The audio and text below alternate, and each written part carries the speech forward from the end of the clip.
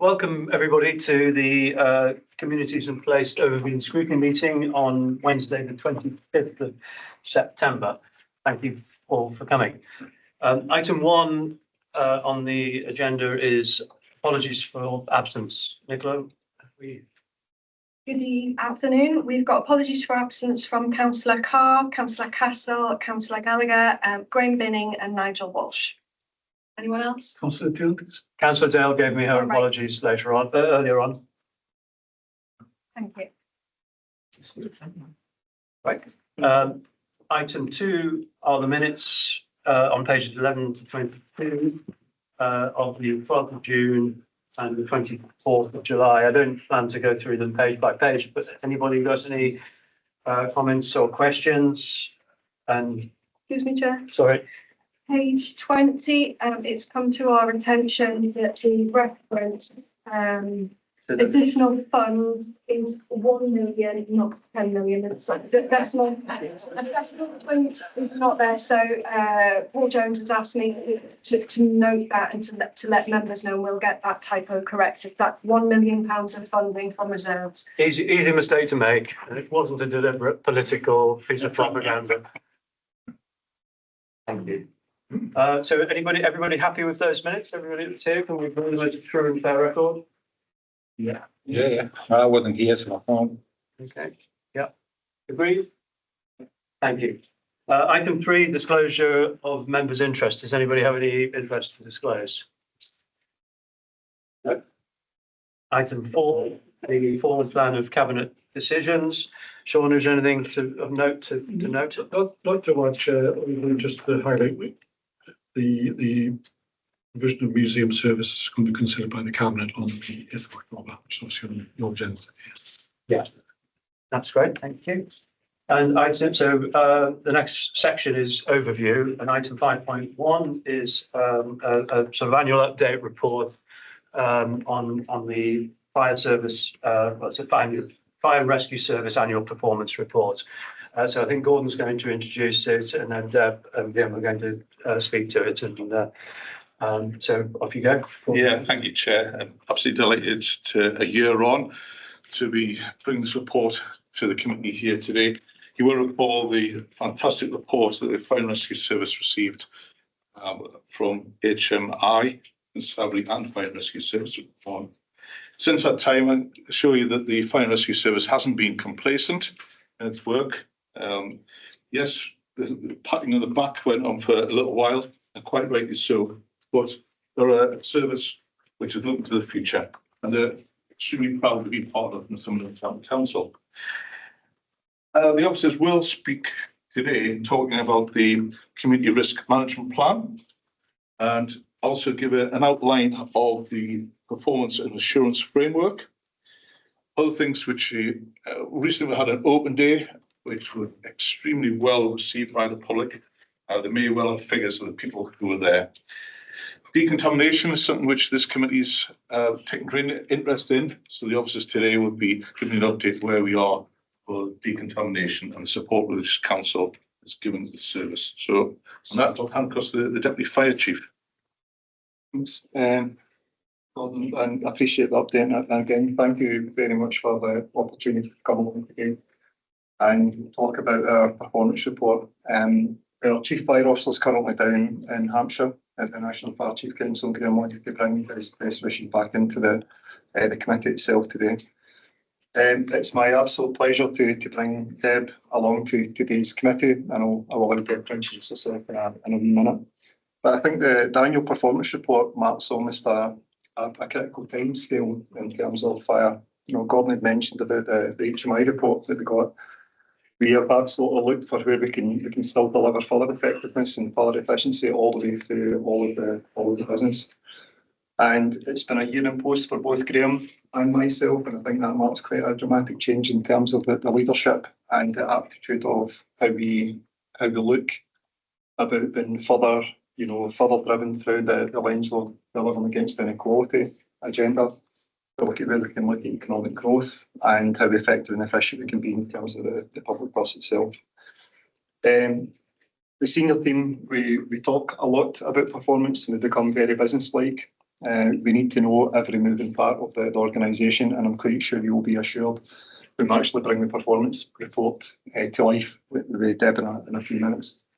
How critical an eye we place on performance and who we look for, being super effective and still being able to deliver from a financial envelope as we all start to look at this, what the next number of weeks and months ahead looks like. And without further ado, if I may, we'll touch on the points that the Gordon mentioned about open day and contaminants in a wee while. But if I may, I'll bring Deb in now to go through the Deb.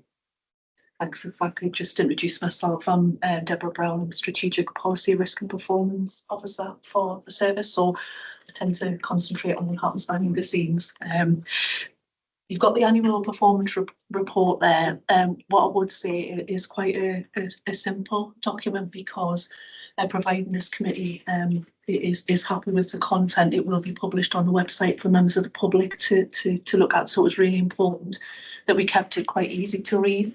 And if I may, would just like to give you a little bit more detail on a couple of areas of the report itself. So in terms of identifying risks for us, it's really important that we understand our demand, and in particular the instance that we attend. And incidents have increased by 9%, but the important thing for us is that the type of incidents are changing, and I think I raised this last year as well. So fires have reduced by 22%, but special service calls have increased by 112%. And the main reason for that is an increase in our effect entry and exit and our attendance at road traffic collisions. And just to give you some assurance on what we're doing in terms of that. So the effect entry exit, for those who don't know, is we do have the power to be able to gain access to properties where we need to, and often our partners will contact us to ask for us to support. And just for some, I guess, so we have noticed that those instances have been going up year on year. And so in 2023-24, that increased to a total of 258. But just to give some context to that, the number of calls that we have received from North East Ambulance Service have increased by over 200%. So you can see where that increase has come from. So what we've put in place now is we are analysing that information further. And what we're looking at is not just the effect entry and exit, but also assist other agencies and the suicide and attempted suicides that we attend, because those numbers have started to increase as well.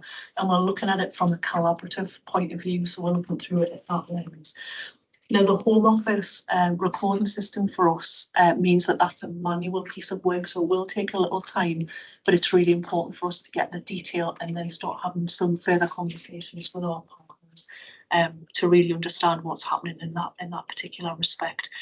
And in terms of road traffic collisions, we do attend the partnership here in Northumberland, and we've asked our prevention lead to come back to our strategic performance board to give us more detail on what's happening from a prevention point of view.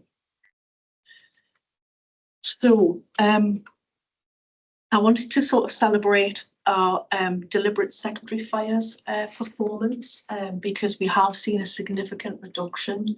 And we believe that is on top of the mainstream programmes that we deliver, like Prince's Trust, Fire Cadets, etc.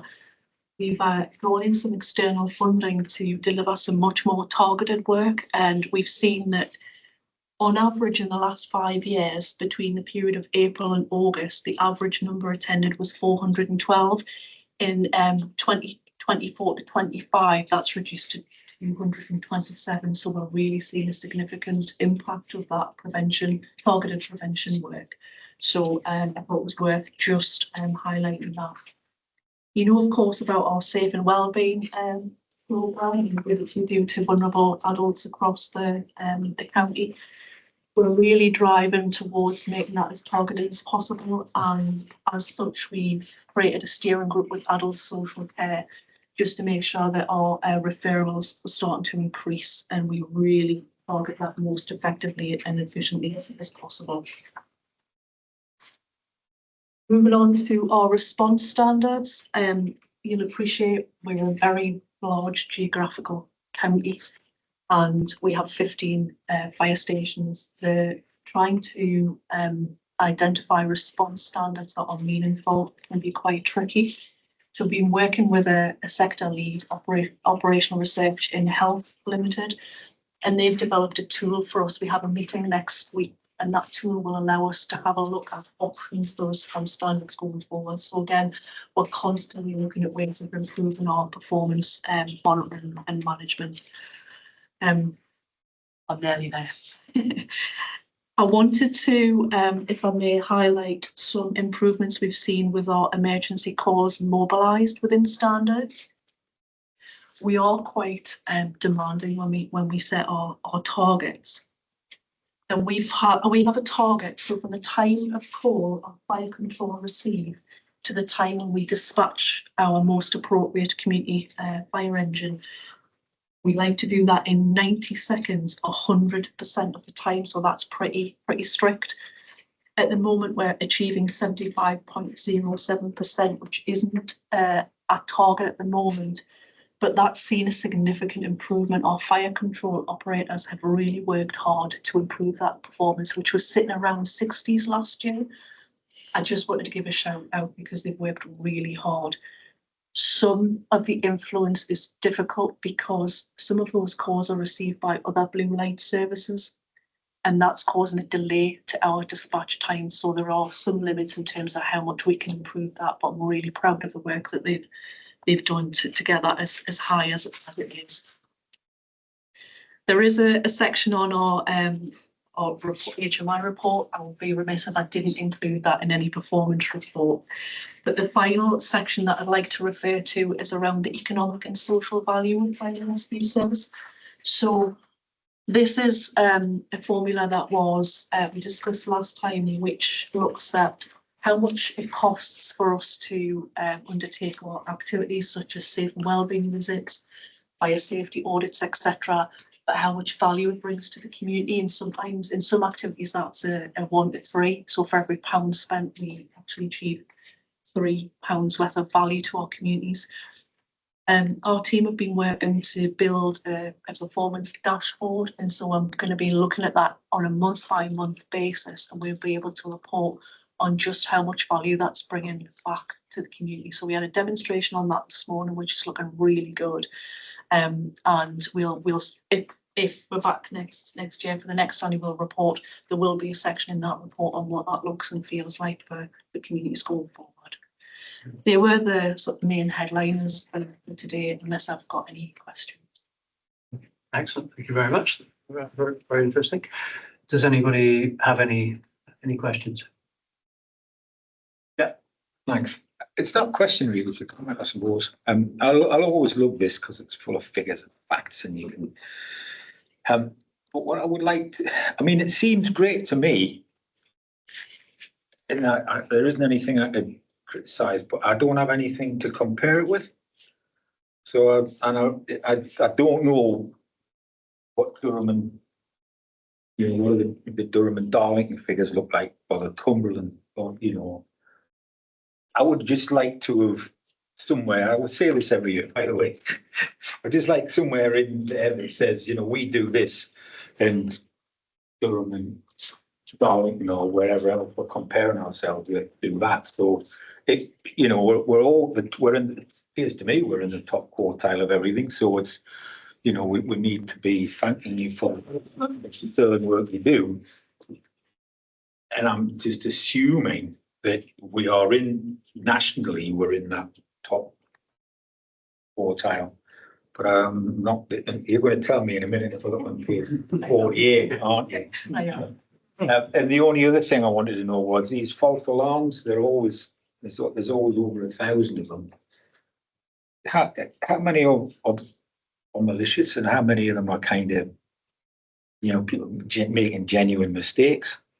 Would be the question. If I can from that. So Jim talked about the arrangements we have in place in terms of monitoring performance. So we've got a directorate management team, and then also the strategic performance board. The strategic performance board tends to take the comparisons with what's happening nationally. What I'd like to do with the report going forward is use some of the data that I put into our value for money self-assessment that we completed, because that compares us with the national picture, but it also compares us with the Home Office have a definition for predominantly rural fire and rescue services, so it makes it a little bit more of a like-for-like comparison.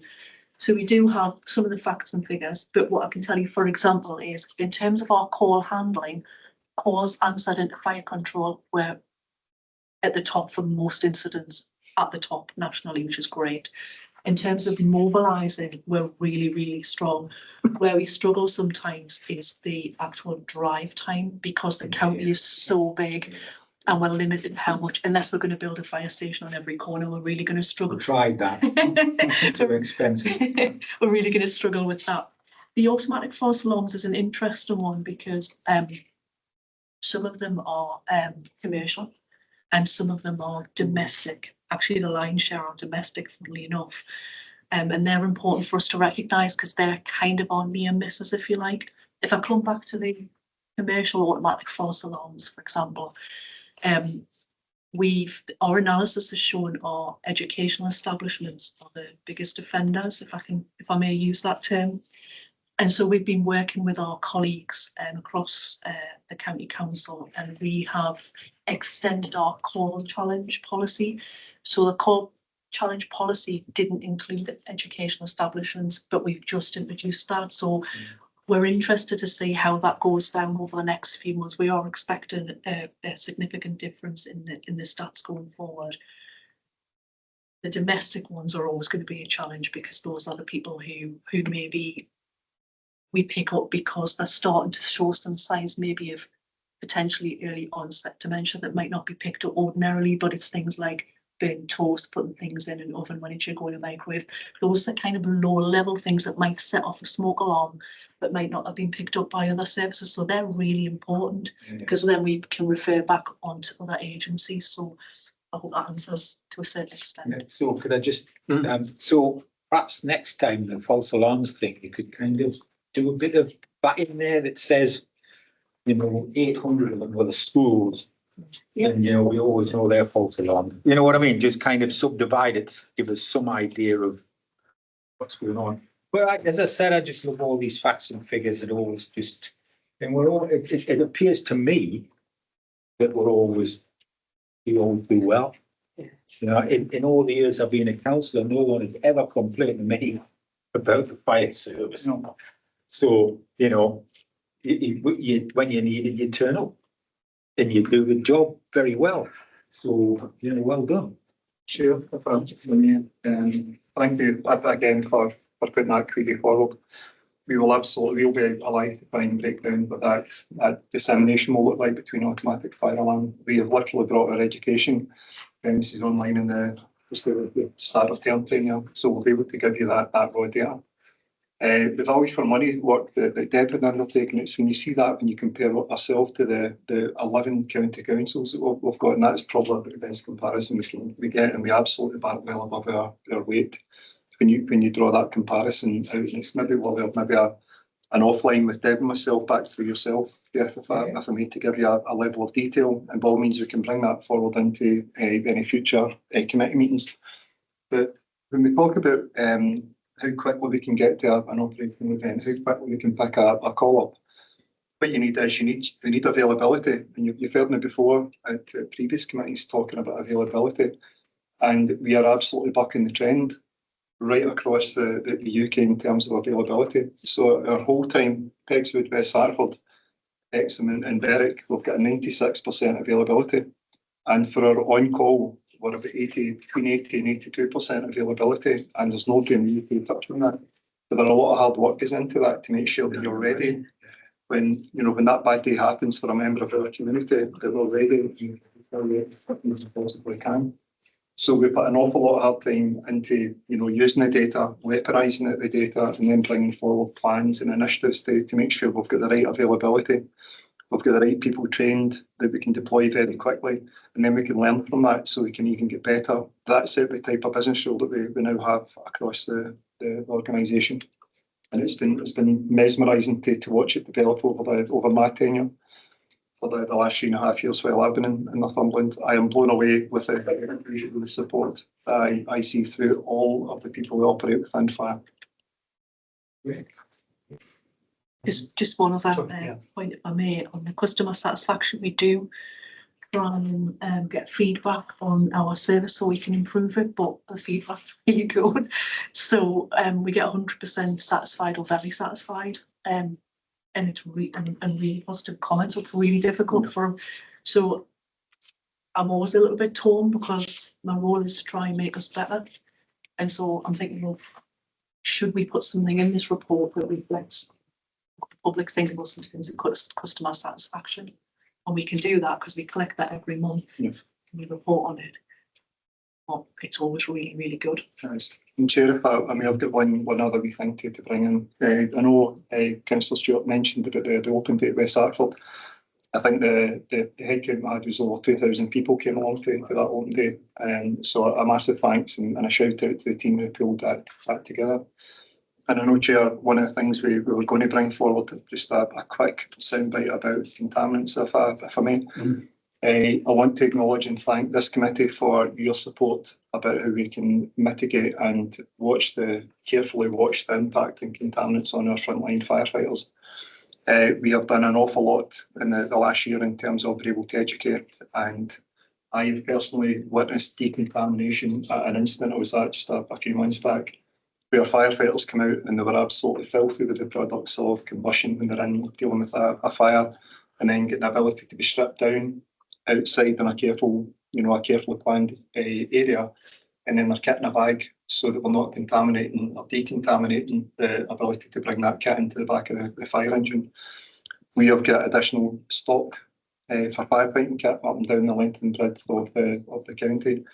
We have got clean and dirty zones now across every fire station we've got across the footprint of Northumberland, and we're actively looking at what health surveillance may look like. So we can actually get a medical surveillance of our people in terms of if we do carry any trace elements of cancer, we can almost create that baseline. Jeff, and I know we maybe spoke previously about that. So we're looking to get that. It's probably the next steps in terms of what we're going to do with contaminants. It's actually to get that surveillance part bottomed out with the members of staff that we've currently got. That's okay, Chair. Yeah. Happy to take any questions. Can I just ask a quick question? Well, first of all, I'll just say the photograph of the Fire Authority chair must have been taken in about 1973. But a serious question now. You mentioned the entry and exit increase. Does that actually, is that impacting? I mean, you said you're going to do some further work looking at it, but is it impacting? Is it stretching your resources? I think I'll take it, Deb, if I may. It's only when you qualify that, Chair, in terms of the demand that we're looking at through that optic. One of the things that we're very careful, and we try to review it every time we go along to that type of event. Because what we need is, we may break the door down because we've got the powers, we've got the statutory powers to do that. But we need to make sure we've either got a police colleague or a paramedic there to actually have that level of support so we can then come away back from the event itself. So where we identify that there is a potential issue around that, then we've got connection back in through blue light collaboration groups and local groups to make sure that we're not tied in for an extended period of time. But it does have an impact, and it does start to have an impact on our on-call. Where normally, if an on-call firefighter could come in and respond to that incident and then be there for maybe 10 or 15 minutes, but if we're there for an extended period of time looking after that person, that may have an impact on primary employer. So we're carefully looking at all of that. But yeah, we have seen quite a dramatic uptake on that demand. Does anybody else have any other questions? I think in terms of the recommendation, so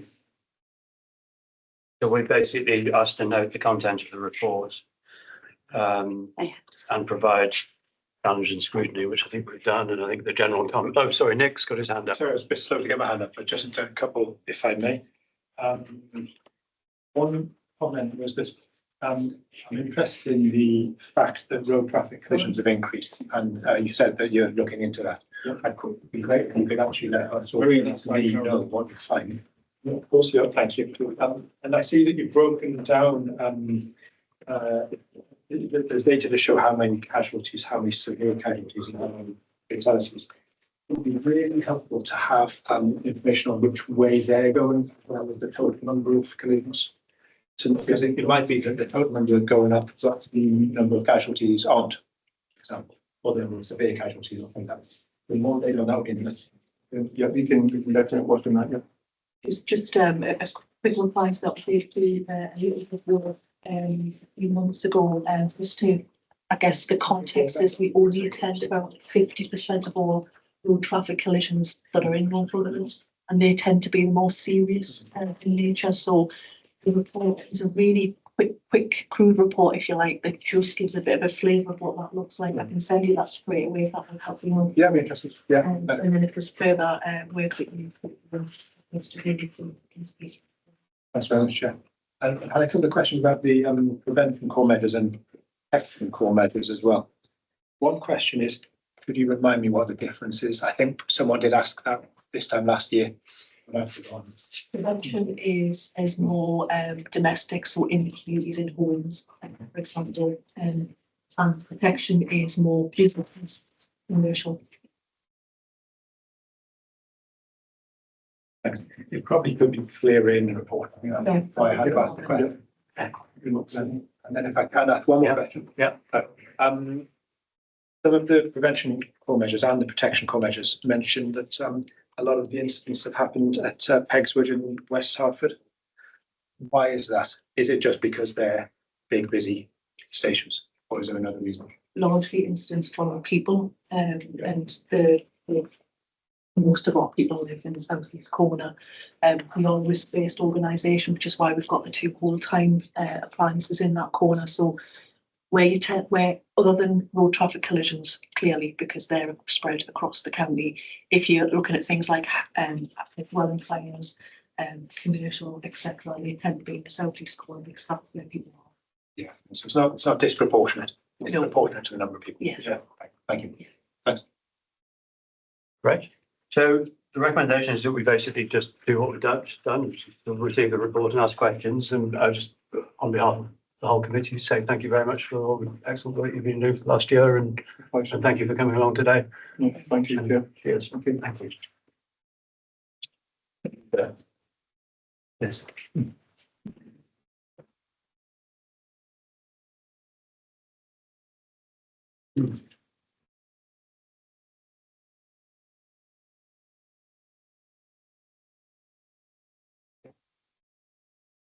Right, so the next report is an annual update on the library service, and I think Jeff's going to introduce it, and then we've got Karen and Alison here to add the detail. Thank you very much. Thank you. It's a pleasure to be here. I remember being here a year ago when we talked about the COVID effect and what happened to our libraries after COVID, and it was a bit of an unknown quantity. We weren't sure about what was going to happen. But if you read this report, which you'll see, it's actually we've recovered very, very well, and we've shown nearly a 14% increase in membership over the last year. So I'm delighted. I'm not going to go into the report. I know Karen is too, but I'm going to steal some of the major things in it just to mention. A year ago, we had 30 libraries, and we still have 30 libraries, and we would have absolutely no intention to close any of those libraries. We also have a prison service. We also have a school service. No closures on those at all. But the library service is different than it used to be several years ago. More than just books, issuing books. Nowadays, we do all sorts of things in our libraries. This coming winter, for example, is going to be very key to us, I think, for warm hubs, because of all of the issues there. But we also already do things like you wouldn't imagine, I think, unless you actually knew about the library service. What we do, we've got Lego clubs, we've got chess clubs, we've got writers clubs, we've got local history societies, we've got poetry, we've got book clubs, we've got children's things. We even give out bikes to children to try. And we also got things like knit and natter. So please, really, what I'm saying to you all today is that I think our library service is outstanding. I think it's one of the best in the country. And you know what? We need to develop that, because there's still almost a quarter of a population of Northumberland whose reading ability is not up to the standard that we want it to be. So there's still work to do. So this report, I think, is really good because what it says is that it's about the continued development of a sustainable library service. We haven't got loads of cash. Nobody's got loads of cash to throw at it. So we're going to try and do the best we can with what we've got. And if you read the report, you'll see that we managed to sustain this library service without actually increasing the head count out of all proportion or even increasing the budget substantially. So I'm really pleased to pass this over to Karen now, who will be fuming because I'm sure I've picked out most of the points that she was going to say, but I wanted to say them first. So over to you, Karen. Thank you, Councillor Watson. So I'll not be too upset that my thunder has been stolen, but I'm sure there's some additional points that I can make regarding the library service and the progress that we've made over the last year or so since we last spoke to colleagues at Overview and Scrutiny. So I'm sure everybody's aware, but as a local authority, we have a legal responsibility to provide a library service. We need to provide a comprehensive and efficient service that is open to all residents and people who live and work in the county of Northumberland. And that, in very simple terms, is exactly what we do. I always like to touch upon a definition that DCMS make about the library service, because I think it does exactly what it says on the tin.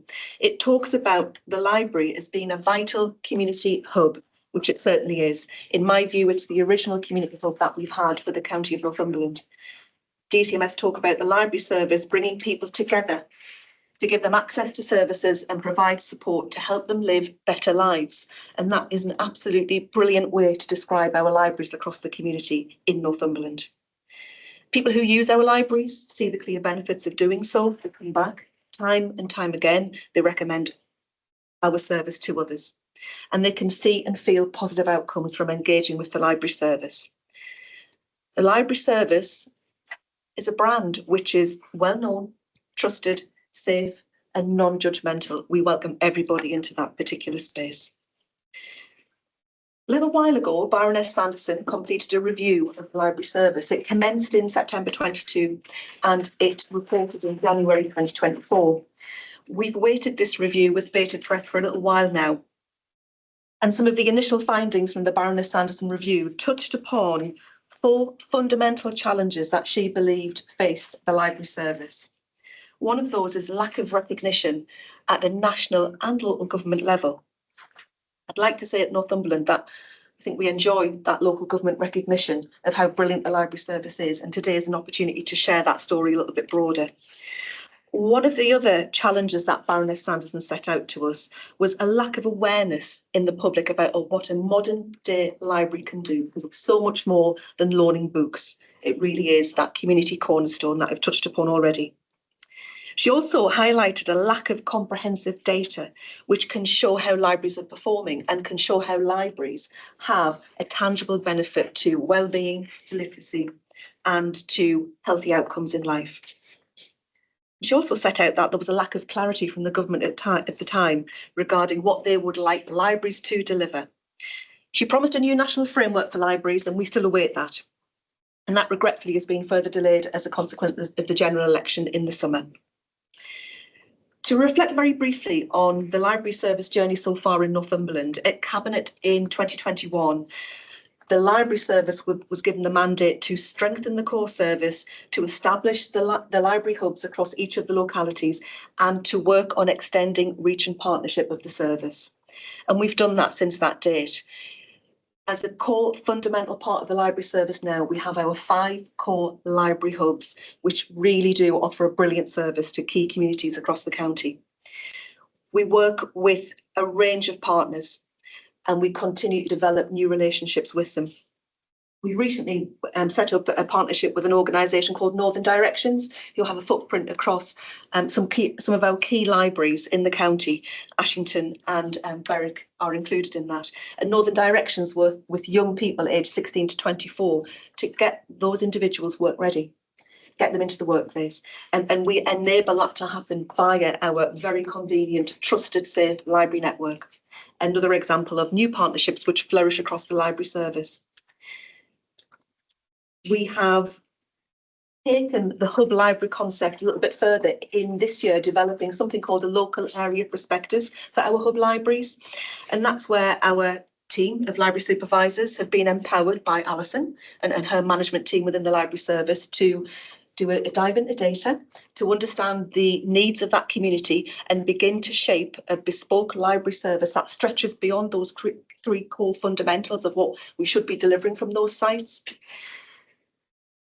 That particular piece of work has enabled the team to look at the demographics, the socio background of those localities, and begin to design a service which will improve, for example, in Berwick, our older population who are possibly more socially isolated, by demonstrating and delivering a revised event programme and activities, by working with partners. I know one of the aspirations that the team have is to deliver, and I think I might have to come and participate in this, is chair Pilates at Berwick. So lots of creative work going on, but with a purpose and with some direction, using data to shape that. Over the course of the last year, we've brought our Northern Poetry Library back together, which is something that we should be rightly proud of in the county of Northumberland. We have the largest poetry collection between Edinburgh and Leeds. It's a worthy stop-off point for people who are in Northumberland for pleasure and leisure. It recently came together in Morpeth Library in May this year, and Alison and the team are going to officially relaunch the Poetry Library on the 3rd of October on National Poetry Day. We have an event at Morpeth Library which starts at 7 p.m. and anybody is welcome to attend. I'd just like to put that on the record for colleagues today if you would like to. At the event we have poetry readings and a centenary poetry prize will be presented as well. But that's been a great achievement this year with the service to bring that really quite special collection together under one roof. Over the last 12 months, we've brought South Beach Library back into use. This is a most amazing property that we have in the South Beach estate. It had been closed for a short period of time after COVID, but in response to local demand in the community and with some super support from Councillor Carr, we've been able to bring South Beach Library back into use. And that library is open now on a Tuesday and a Friday every single week. It is supported by a pretty impressive volunteer network. The volunteer network have been trained and continue to be supported by the library service, but we are continually blown away by the energy and the passion which is delivered by the residents of South Beach to see that their most important asset in their own locality brought back to life. I think Alison can possibly give us some statistics in relation to the South Beach success story with footfall coming through. Yeah, just yesterday, the 2 hours that they were open, they had 94 visitors. Victims of their own success sometimes. They've restarted home library service, delivering to people on the estate who can't visit in person. Of the 35 who engaged with Summer Reading Challenge, 17 of those children completed, which, you know, after a break of a few years is really impressive. We've started story time for the preschoolers of the estate. We've started story time for the nursery next door. The reading group has started up, and the school is literally a stone's throw from the library, and they had their first visit last week. We are going to celebrate 6 months of activity in October half term, and hopefully we'll build on activities then. They're talking about a gardening club, local histories group. Could go on. Right. And we have the requisite community jigsaw in place at South Beach as well. That's an essential part of any good library. I'll just would like to touch very briefly upon 2 areas of the library service which often aren't in the shop window, but are incredibly important and something which makes us, you know, constantly proud about the service that we deliver in Northumberland. We have a school library service, and that's quite unique because quite often, and we find that more and more, local authorities do not provide a school library service. We do in Northumberland. We're very much an outlier in the North East in doing that. Our school library service will curate, design and provide a library for individual schools, and we do. We have a financially viable operational model for the school library service in Northumberland. And this year, our school library service team created and delivered their first conference, which was attended by education professionals from across the North East. It was incredibly successful, and the team are at present working on the February 25 conference as well. And another element of the library service, which is very, very, very important, but quite often is hidden from public view, is the prison library service that we provide to HMP Northumberland. I've been there. Jeff, you and I have been there together, Alison, we have as well, and it's a very challenging place to work, but we have a team of staff from this organisation who go there every single day to work from there. And they work with every inmate, they work with every calibre of inmate who is in residence at HMP Northumberland. They work with inmates to improve their reading, their writing, their mathematics, to encourage reading, engagement, discussion. It's very, very impressive. And if you ever have an opportunity to go there and be part of a visit to the library service at HMP Northumberland, it will certainly leave you with, you'll be impressed. You'll be very proud about the service that we deliver. And I'm delighted to say that this year our HMP Northumberland library team was shortlisted in the Libraries Connected National Reading Award, which we're very proud of. Alison, I'll just hand over to you for now, if you don't mind. Is there anything else that you'd like to talk about in relation to our achievements this year? I would just like to refer to the local area prospectuses that have been presented at the last round of local area committees. That gives some focus to our work in the course of the next 12 months. And I think some of the important points are the importance of reading, learning to enjoy reading in the early and primary years. Obviously, as a result of COVID, that is still an area of concern. And something that I think is little reported, but very worthy of note, is that children who are the least engaged with literacy are twice as likely to have low levels of mental well-being as the most engaging. So reading for pleasure is a real agent for change that we can contribute to the work of colleagues in the directorate in terms of tackling inequalities. Thank you. Yeah. Can I just sort of round off? Yeah, I would just like to touch upon, if you don't mind, Jeff, please, a few areas that we're going to explore and are actively developing now. We are taking delivery of a new mobile library vehicle in January 2025, and the team at this moment are actually on site to look at the cab as it is built down in Kidderminster. Yeah. And we are mapping out and reviewing the mobile routes that the new vehicle will take, but we're very keen. We'll have an awareness campaign when the new vehicle is on the road to increase uptake of the mobile library service.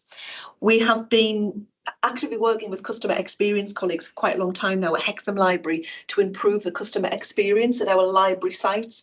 We've called it blended working, and in essence, if a customer comes into one of our library sites and they see an officer with an NCC lanyard on, which they should, they will be able to answer and address a whole raft of customer enquiries that will come our way. We're very keen to develop first point of contact resolution in the spirit of working effectively and efficiently and giving that great level of service to customers.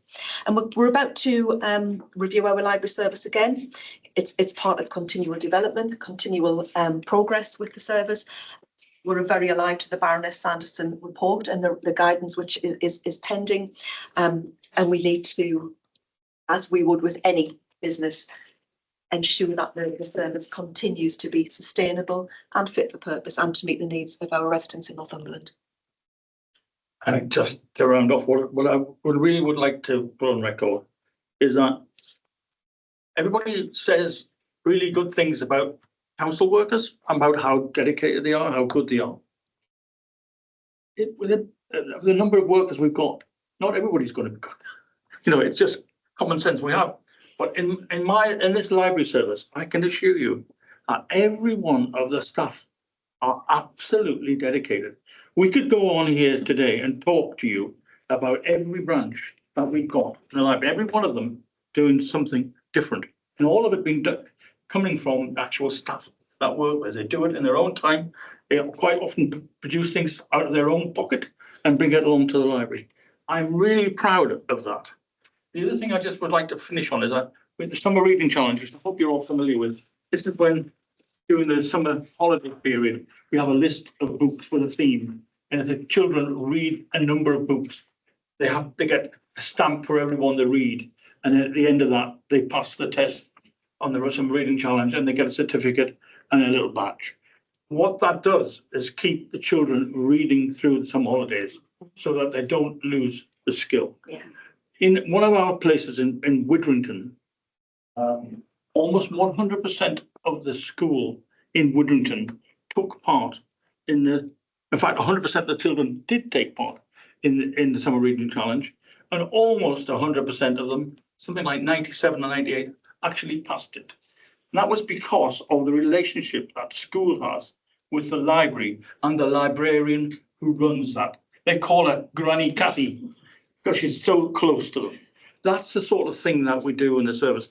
That's what I'm proud of. That's what I think makes us an exceptional service. And I want to take this opportunity to thank all of our staff in the library service for the last year and the continued way that we want to do. When I was at the Northern Lac a few weeks ago, we had Alison came up, and Northern Lac was so pleased with what the service had they got. They actually applauded her presentation. I've been on many local area committees. I've never seen a presentation applauded before. So I'm really pleased to present this report today. Thank you very much. It was a fascinating report. Probably not appropriate for a scrutiny committee to applaud, but no, thank you. It was interesting. So has anybody got any questions? I haven't got a question. I've just got a comment. We, as you know, when I went to we were at Buffalo Centre, and I want to thank the library staff because they were really supportive. With one of my groups that I needed a house in another building, I had to go and see the ladies at the library. They were housed there. They were made to feel really welcome. So thank you. There is one thing I would be interested to say, right? And I don't know if you can ever do anything about this, right? There's a lot of children in Northumberland who suffer from dyslexia, and it's really quite high. Now, we don't have the dyslexia school anymore in Unikirk. Parents have to pay a fortune if they want to go to the dyslexic institute in Jesmond, right? It's unaffordable. A lot of children want to read, but find they can't read. And I know it's an educational thing and we're struggling with the schools because you need specialist support. Is there any way you could come together with the schools and have a look at this to try and support those children who do struggle? You know, we can do a two-pronged sort of attack, for want of a better phrase, in terms of schools library service and through the public library. Yeah. And it's about curating a selection of the stock that we have that is accessible to them. That's feasible. I think it's a difficult challenge. It is. You know, it's not an easy thing. Yeah. So, Okay. but well done for your help anyway. Thank you. Can I just say one other thing? Maybe take a question before you even ask it, Nick. And when this library service that we've got, it's a diesel vehicle. It's a diesel vehicle because we couldn't find an electric vehicle that we could do the job. We tried all ways to do that because we want to be, suit our green, but we couldn't. And this is the only thing we could do, and we still feel it's the right thing to do. So, Great. Can I ask just a quick question? There's obviously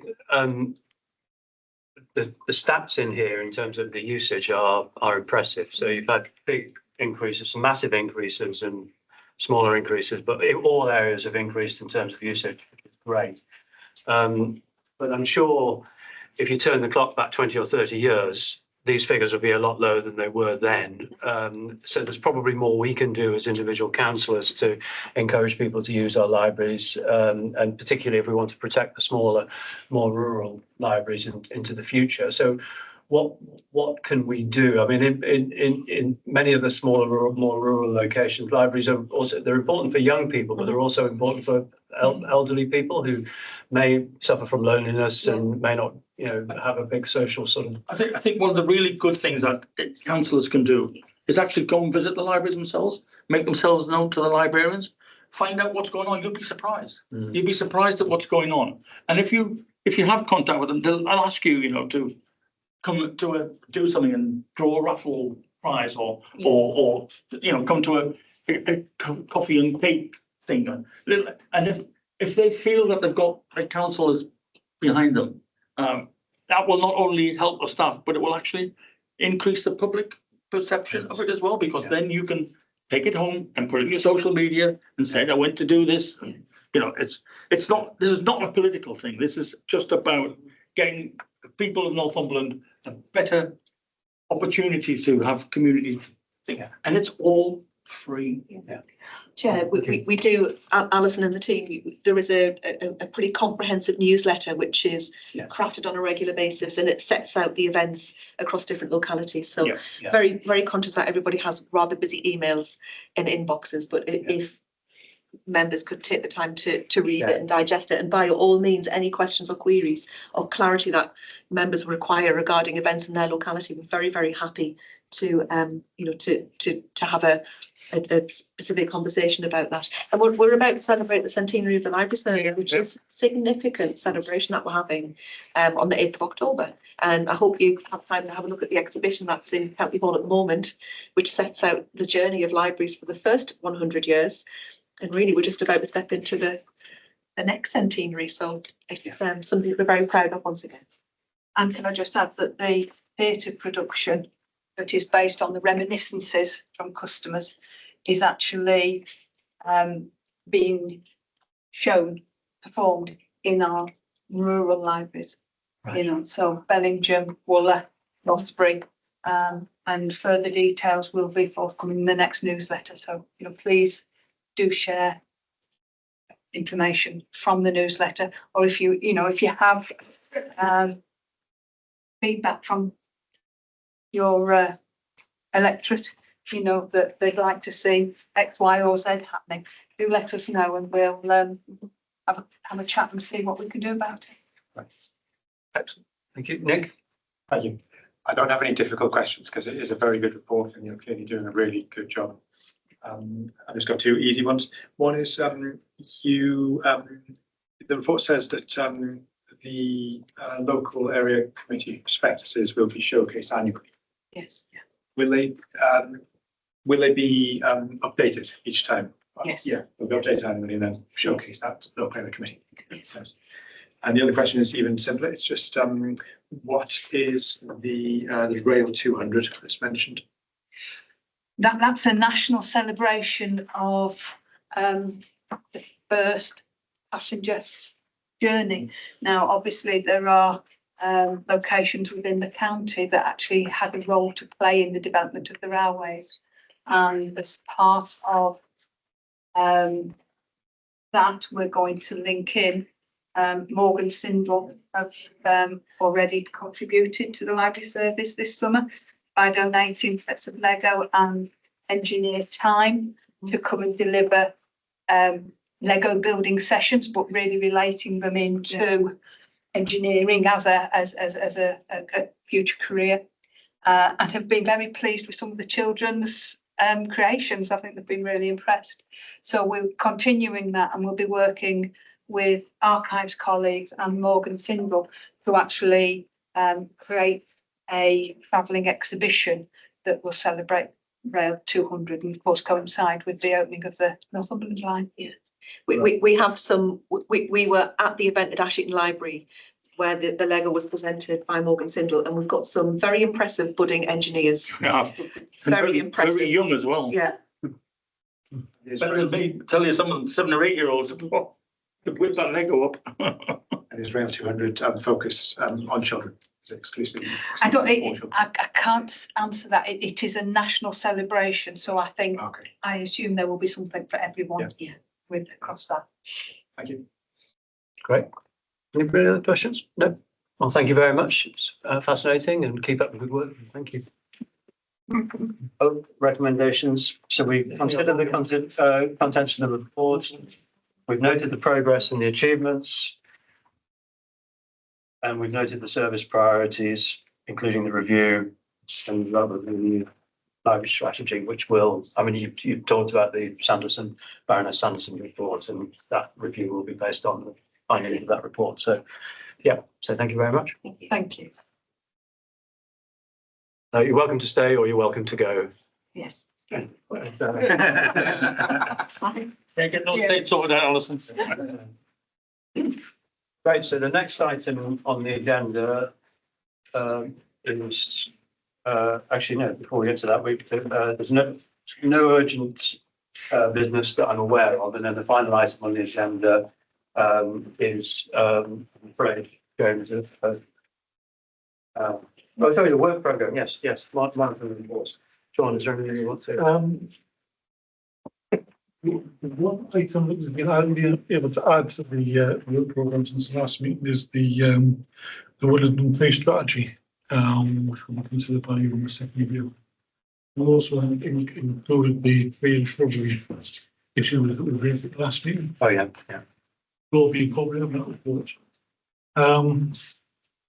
I've also been in touch with Rob with regard to the enforcement activity. Remember, we created a report in the new year and made some recommendations on that.